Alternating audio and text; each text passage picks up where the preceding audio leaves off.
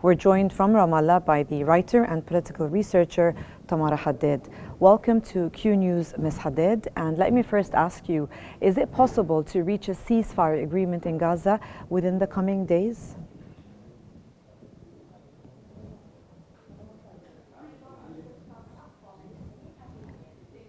Ms. Tamara, can you hear me? Is it possible to reach a ceasefire agreement in Gaza within the coming few days, do you think?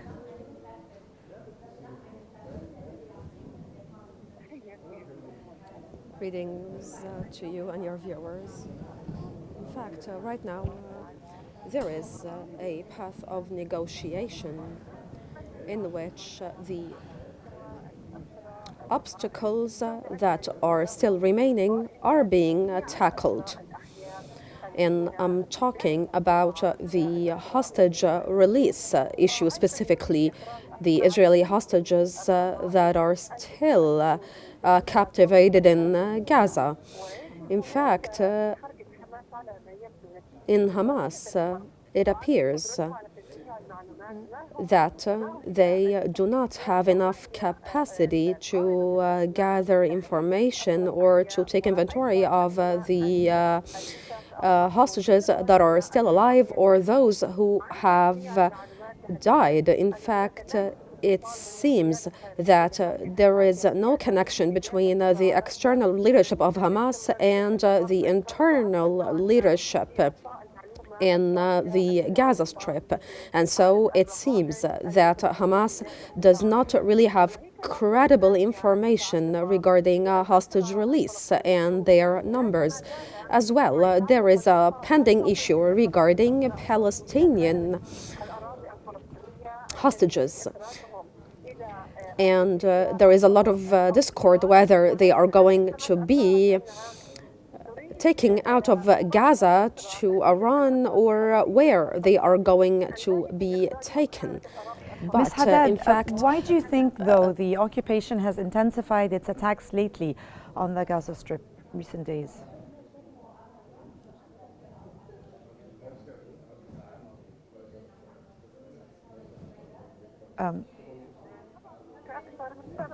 There is a multitude of reasons for that. First, to enhance the negotiation conditions and to pressure Hamas to release the Israeli hostages. In fact, they are just trying to pressure Hamas into subduing to their wishes. And right now, the Israelis are actually using more force in order once more to get Hamas to subdue and to surrender. And in the recent Israeli statements given by Netanyahu, it was evident that Netanyahu does not want to see Hamas when the next day comes, quote unquote. In fact, there is another matter here that is at play. Netanyahu wants to control and manage the Gaza Strip during the truce time. And in fact, Netanyahu, of course, does not want to see the 7th of October replicate in the future. And so he wants to demolish Hamas altogether. And right now there is a lot of negotiations taking place regarding who's going to have control over the Gaza Strip and regarding the hostage release issue as well. Also, Ms. Haddad, if you can also share with us, what do you think about the U.S. role in pressuring Israel to reach a ceasefire agreement in Gaza? What are your thoughts about that?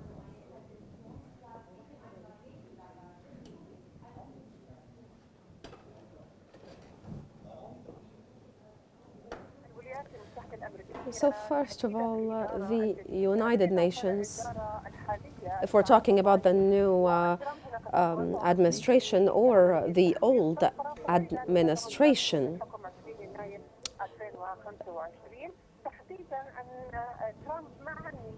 or if we're going to focus specifically on Trump's administration, we'll find that he wants to terminate the war before he comes to office officially in January 2025. And in fact, the Americans are trying to do some measures in order to get this done.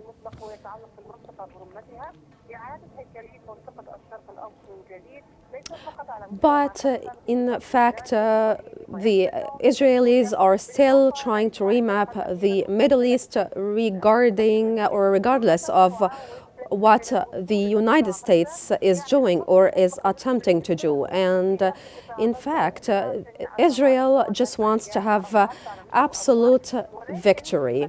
And for the Israelis and for Netanyahu specifically, he wants to demolish Hamas and to prevent them from putting their ducks back in a row in order for him to not see a replication of the 7th of October once more.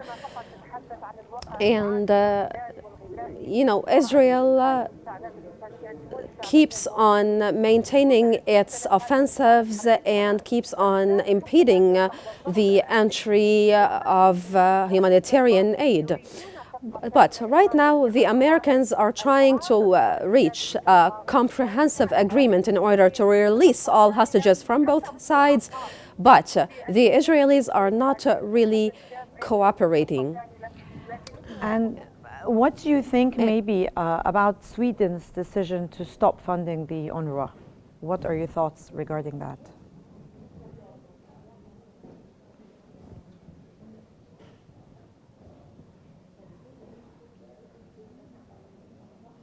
Ms. Haddad, what do you think, Ms. Haddad, are you with us? I'm just trying to see what you think about Sweden's decision to stop funding the UNRWA. What are your thoughts regarding this move? Are you with us? In fact, there is a division in the European Union and among the European states regarding the subsidy of UNRWA. There are some countries